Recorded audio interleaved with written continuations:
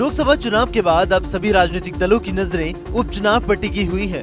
अलग अलग राज्यों की 13 विधानसभा सीटों पर उपचुनाव होने हैं और इन सभी राज्यों में सबसे ज्यादा सियासी राज्य है यूपी।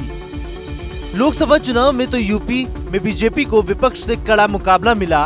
बीजेपी चाहकर भी यूपी में वो न कर सकी जो समाजवादी पार्टी और कांग्रेस ने कर दिखाया। लेकिन विधानसभा चुनावों में बीजेपी एक भी सीट पर हारना नहीं चाहती। प्रदेश में 10 विधानसभा सीटों पर उपचुनाव होने हैं। यही वजह है कि बीजेपी हो या फिर समाजवादी पार्टी या फिर कांग्रेस बसपा, हर कोई अपनी तैयारी कर रहा है। इन 10 विधानसभा सीटों में से 5 सीटें समाजवादी पार्टी के खाते में थी तो 3 सीटें बीजेपी के, तो 1 सीट निषाद पार्टी के पास तो 1 आरएलडी के पास। बीजेपी का तैयारियों पर जोर है तो अखिलेश भी चुप नहीं बैठे। वो भी 10 की 10 सीटों पर अपना कब्जा जमाने के लिए पार्टी के नेताओं के साथ मंथन कर रहे हैं। बीजेपी ने अपनी कोर कमेटी की बैठक में होने वाले उपचुनावों को लेकर रणनीति तैयार कर ली है और पार्टी प्रदेश की सभी सीटों पर अपना कब्जा जमाने की कोशिश में है, क्योंकि ये उपचुनाव बीजेपी के लिए नाक का सवाल बन चुके हैं। बीजेपी ने चुनाव को जिताने के लिए मंत्रियों को जिम्मेदारी सौंपी है। इसके लिए पार्टी ने अपने 15 मंत्रियों को चुनावी मैदान में तैनात किया है और अच्छा प्रदर्शन करने वाले उम्मीदवारों की सूची मांगी है। साल 2022 में हुए विधानसभा चुनाव में जितना अच्छा प्रदर्शन बीजेपी का रहा था, उससे कहीं ज्यादा खराब प्रदर्शन पार्टी ने हाल में हुए लोकसभा चुनाव में किया।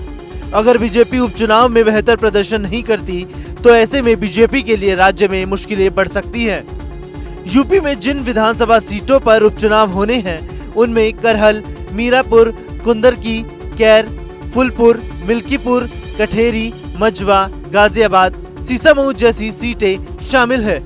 अब इन विधानसभा सीटों पर पक्ष विपक्ष की नजरें हैं। हर कोई एक बार फिर से जनता को लुभाने की कोशिश में जुटा है। भले ही बीजेपी प्रदेश और केंद्र में काबिज है, लेकिन इस बात से भी पार्टी इंकार नहीं कर सकती कि लोकसभा चुनाव में विपक्षी गठबंधन ने कड़ा मुकाबला दिया और उनके 400 पार वाले टारगेट को 300 तक भी नहीं पहुंचने दिया। और अब पार्टी 10 सीटों पर होने वाले उपचुनाव में भी विपक्ष के प्लान को हल्के में नहीं लेना चाहती, बल्कि बीजेपी के आलाकमान से लेकर सीएम योगी तक खुद को उपचुनाव में झोंक चुके हैं।